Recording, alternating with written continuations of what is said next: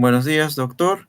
En esta oportunidad, nuestro grupo va a exponer el trabajo número 1, que corresponde al análisis estático de una estructura. Los integrantes somos Edgar Ticona Claizaya, mi persona, como jefe de grupo, y Isaac Pino Sotomayor, mi compañero. Yo, Edgar Ticona, voy a empezar con la exposición del predimensionamiento. El predimensionamiento lo vamos a hacer rápidamente, muy sencillo. Tenemos para longitudes de las vigas, se toma el valor de L10.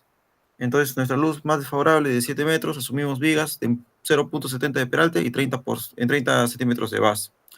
Para las losas tenemos un valor de L25, ¿no? Dividimos entre las longitudes más cortas y obtenemos que nuestros espesores típicos serían de 25 centímetros.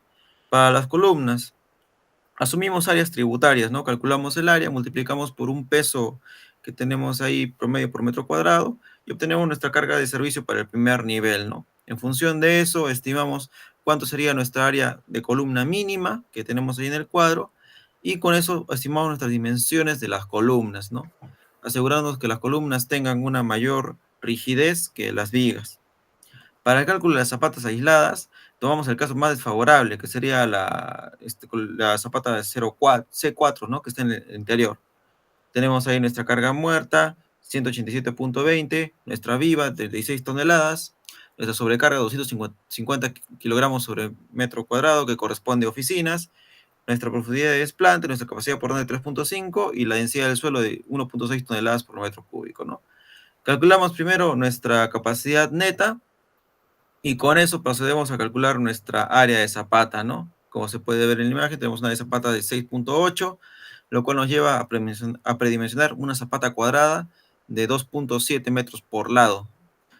Con eso ya en mente tenemos nuestro cálculo de de esa carga última, mayorada, y con eso calculamos nuestra capacidad última del suelo, ¿no? 44.35 toneladas por metro cuadrado, y con eso hacemos la verificación por funcionamiento, dándonos que la altura de la zapata debería ser mayor a 0.72 metros, ¿no? Entonces, 80 centímetros sería nuestra altura de la zapata. Pasamos a lo que es el metrado de cargas. Lo importante acá en la estimación del peso es ver que estamos en una edificación de categoría C, por tratarse de oficinas. Entonces, se toma el 25% de la carga viva, ¿no? Con eso en mente, estimamos el peso para cada nivel y con eso calculamos cuánto sería nuestra masa translacional y nuestra masa rotacional por cada nivel también.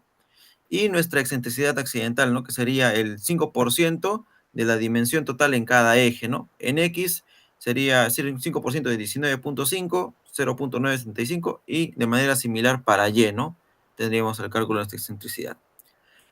Con estos datos lo pasamos al SAP, obtenemos cuánto serían nuestros periodos tanto en X como en Y, y así procedemos a calcular cuánto sería nuestro sismo. Calculamos nuestra fuerza cortante para X, 95.04, con nuestros valores de SUX ahí, y reemplazando en las fórmulas, calculamos nuestros factores alfa, y de esa forma podemos distribuir cuánto va a ser nuestra fuerza sísmica para cada nivel, ¿no? Como tenemos ahí los valores en X. De manera análoga, se realiza para Y. Tenemos nuestros valores de fuerza sísmica en Y. ¿Esto para qué? Para hacer nuestro análisis estático según la norma E030, ¿no? Que es aplicar estas fuerzas en el centro de masas de cada piso, que deben estar unidos por un diafragma rígido. Y con esto pasado al SAP es que podemos obtener los siguientes resultados, ¿no? Para el modelo empotrado en el sismo en X tenemos 89.07 nuestro desplazamiento máximo, y en el sismo en Y tenemos un desplazamiento máximo de 89.65, ¿no? En ambos casos la distorsión máxima alcanzada es de 0.012 menor a 0.08, que es lo que nos pone la norma como tope para porticados. Nuestras fuerzas internas tenemos que el axial es de 10.36 y para X, y el sismo en Y 12.76, la cortante máxima es de 8.09 para X y 7.93 para el sismo en Y, y el momento máximo es de 18.17 para el sismo en X y 18.45 para el sismo en Y. Pasamos al análisis estático con aportes internacionales, la ortogonalidad que consiste, ¿no?, en aplicar toda la fuerza en X más 30% de la fuerza sísmica en Y para el sismo en X, y para el sismo en Y, 100% de la fuerza sísmica en Y más 30% de la fuerza sísmica en X. Entonces, aplicado este cambio al modelo, obtenemos los siguientes resultados, ¿no? Desplazamientos similares de 86.81 máximo para el sismo en X y máximo 87.44 para el sismo en Y, ¿no? Y nuestras fuerzas internas para el sismo en X, nuestra axial nos sale mayor, ¿no? De 13.31 y el sismo en Y 14.11, mayores a los anteriores, ¿no? Y tenemos que nuestra cortante máximo y momento máximo es respectivamente, ¿no? 7.88 para X y 7.73 para Y 17.70 para X y 17.99 para el sismo en Y. Y le doy el paso a mi compañero para la inercia agrietada. Bien, buenas noches, doctor. Gracias, Edgar. Continuando con la exposición, la inercia agrietada. Hemos tomado el modelo de FEMA, ¿no? Donde el cual castiga con un 80% la reducción para las columnas y un 50% para las vigas. Ahí nos muestra el cuadrito, ¿no? Continuamos con la inercia agrietada por sección. Acá tenemos el desplazamiento de 79.03 en los nodos A y D, en los nodos B y C 109.84, que son los máximos para X, una distorsión de 0.014 en ambos nodos, ¿no? Eso para la dirección X. Para la dirección en Y, tenemos en los nodos A y B 77.24 y en el nodo DC 110.11, que también son mayores, ¿no? Son mayores, la distorsión es 0.014, que cumple en ambos, tanto para X como para Y, ya que cumple con la norma que es 0.08, ¿no? Entonces son menores, entonces sí cumple. Entonces, viendo las fuerzas internas, en las fuerzas axiales tenemos en el sismo X 9.79, en el sismo, para la dirección Y el sismo 12.72. ¿No? Entonces, en las cortantes tenemos 8.32, en Y 8.08, y en los momentos máximos 19.10 y en Y 19.33. Eh, Inercia agrietada por la elasticidad, igual tenemos los desplazamientos 80.26 como máximo y en el nodo B y C 111.73. Que son mayores, ¿no? La distorsión entre pisos 0.014, que también cumple. En el caso de la dirección Y, igual tenemos un desplazamiento de 78.50 y la distorsión 0.014. Entonces, haciendo una comparación con la normativa, si cumplen, ¿no? Acá tenemos el cuadrito de fuerzas internas, para el axial en X 9.84, para Y 12.66, para la cortante 8.30 y para Y 8.08. Los momentos 19.15 y para Y 19.40. Entonces, viendo que sí cumple con la normativa, acá con la discusión de los resultados en las fuerzas internas, ¿no? Con la E030, tenemos la ortogonalidad que supera por ser mayor, 13.31 en X, en Y 14.11, ¿no? En la inercia agrietada por sección, y en X 9.79, en Y 12.72. En la elasticidad, grieta por elasticidad, en X 9.84, en Y 12.66. Entonces, hemos optado, ahí hemos tomado los valores máximos para los desplazamientos máximos en la norma E030, en la ortogonalidad, ¿no? También en la inercia agrietada por sección vemos que son altos, ¿no? Con valores 109.84 en la sección, en X, en Y 110.11, en inercia agrietada por elasticidad en X 111.73, en Y 112.11. Entonces, esto para las cortantes y para los momentos son máximos. Y en la ortogonalidad nos damos cuenta que en el axial son máximas.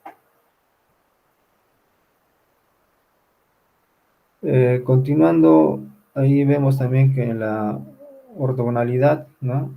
Son mayores de 128.47, ya está en porcentajes, el otro en Y 110.58 que nos presenta también en porcentaje. Esto quiere decir que tiene un porcentaje mayores en X, un porcentaje al 28.47%, en Y 10.58, ¿no? Que teniendo unos valores máximos en la ortogonalidad, esto expresado en porcentaje. Igual eh, para las cortantes máximas y para los momentos máximos, ¿no? Ahí con la norma donde X 100% y el 100%, y ahí nos damos cuenta que los valores máximos nos dan en la inercia agrietada por sección, en Y 123.32%, ahí que sería un valor parecido al otro de 122.82, que tienen una aproximación, pero ya son mayores a un 22 o 23%, que igual para la inercia agrietada por elasticidad, ahí también tenemos en X y en Y, que son aproximados, ¿no? Que son aproximados con un porcentaje mayor al 25.44. Acá vemos los gráficos donde nos interpreta de que la ortogonalidad en X supera, ¿no? Supera los valores entre 120, es la barra mayor, ¿no? En las cargas axiales. Entonces, ahí es la carga mayor, en la ortogonalidad donde se puede ver el gráfico. Continuamos, por favor. Aquí igual, en lo que es la cortante, aquí en lo que es la cortante, más bien tenemos los valores mayores en lo que es inercia agrietada en la sección X y inercia agrietada, elasticidad en X, ¿no? Entonces son los valores máximos donde se, se ve que en lo que es la inercia agrietada y elasticidad son mayores. En momento máximos, aquí igual, en las inercias agrietadas, en X y en Y, se nota que son mayores, ¿no? Mayores a los valores de la axial, que está representada por la ortogonalidad. Entonces, ahí vemos la diferencia de que en lo que son axiales tenemos mayores valores, y en lo que son cortantes y momentos están los valores mayores en lo que son inercias agrietadas, ¿no? Acá en los desplazamientos igual, acá vemos las inercias agrietadas en las secciones X, Y son mayores, ¿no? Un porcentaje de 120, mayores a 120. La distorsión máxima, ¿no? Igual acá se presenta la distorsión máxima en las inercias agrietadas, ¿no? En lo que es la ortogonalidad en X y Y son menores, ¿no? Son menores, ahí es donde vemos cómo es el comportamiento de la estructura, ¿no? Viendo las conclusiones y sacando las conclusiones de los resultados, hemos optado por tener 4 conclusiones, donde se observa como el análisis mediante ortogonalidad arroja valores mayores, ¿no? En un 20%, ¿no?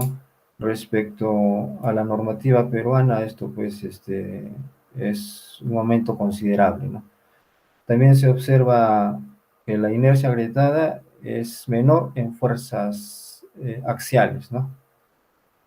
De ahí, respecto al corte y el momento, se observa que en la fuerza inercia agrietada registra un leve mayor valor de no mayor al 5%, ¿no? Y esto pues obedece a la normativa, la E030, ¿no? Y respecto a los desplazamientos, la inercia agrietada forma valores mucho mayores a los otros métodos, alrededor de un 20 o al 25% superior. Igualmente con las distorsiones, esto en sus mayores valores. Asimismo, la norma E030 presenta valores para los desplazamientos y las distorsiones similares, ¿no?, al análisis por ortogonalidad. Bueno, doctor, compañeros, eso es todo por nuestra parte. Muchas gracias por su atención.